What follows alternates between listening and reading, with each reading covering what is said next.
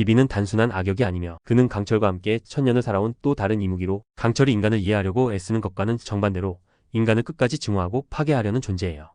비비는 승천에 실패한 뒤 세상을 원망하며 인간들을 그저 먹잇감으로 여기며 특히 죄 많은 양반들의 혼을 100명을 먹으면 다시 용이 될 수 있다는 전설을 믿고 있지요.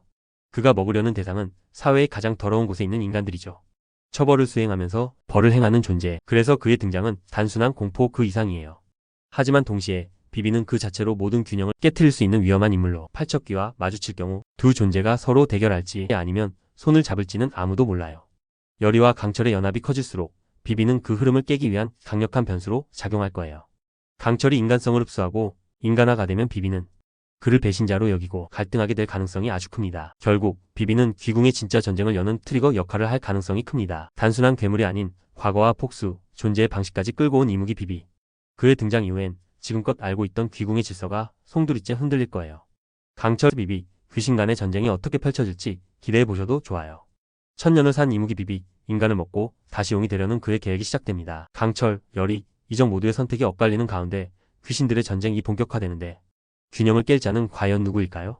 그 중심엔 비비가 있습니다. 다음은 왕 이정에 대하여 알아볼까요? 이정은 어릴 적 선왕이 정신을 잃고 죽어가는 모습을 지켜보지요. 그 끔찍한 기억은 왕이 되어서도 그의 마음에 깊은 상처로 남아있습니다. 그래서 그는 감정에 치우치지 않는 왕이 되겠다고 결심했고 개혁과 함께 무속과 같은 미신을 철저히 금지하지요.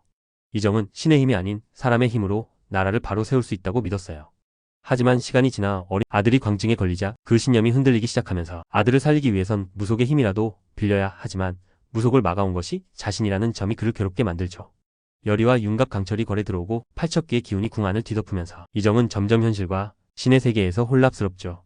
앞으로 이정은 단순히 정치적인 개혁군주가 아니라 나라와 가족, 신념 중 하나를 선택해야 하는 인간적인 인물로 변화하게 될 거예요. 그의 선택은 곧 귀궁 세계관의 큰 전환점이 될 겁니다. 마지막으로 풍산입니다. 풍산은 거리에서 귀신 흉내를 내며 점을 보던 맹인 술사였지요. 하지만 팔척귀라는 귀신을 모시기 시작하면서 단순한 술사에서 궁궐의 질서를 흔드는 인물로 성장합니다. 그는 진심으로 신을 따르는 게 아니며 오직 귀신의 힘을 빌려 권력을 얻고 자신의 지위를 높이려는 욕망이 중심이죠. 그래서 왕실에서 가장 위험한 대비와 손을 잡게 된 거고요. 풍산은 이제 신을 모시는 사람이 아니라 귀신을 이용해 사람들을 조종하려는 인물로 바뀌고 있어요. 하지만 문제는 그가 끌어들인 팔척귀라는 존재가 생각보다 훨씬 더 위험하다는 거예요. 팔척귀가 실제로 태어나게 된다면 풍산조차 감당할 수 없는 공포가 되어버릴 수도 있어요. 오히려 그 귀신이 풍산을 먹어치울 수도 있는 거죠. 겉으론 조용한 듯 보이지만 풍산은 지금 자신이 터뜨린 폭탄 위에 앉아있지요. 그는 자신이 건드린 존재가 어떤 재앙을 불러올지 모른 채 더 큰 힘을 원하고 있어요. 곧 풍산은 자신이 만들어낸 이 판에 스스로 휘말리게 될 거예요. 그리고 그때는 이미 너무 늦었을지도 모릅니다. 귀궁은 이제 점점 그 중심으로 달리고 있습니다. 그곳에서 이들의 역할은 과연 어떻게 변할까요? 다음 화에서 확인해 보겠습니다.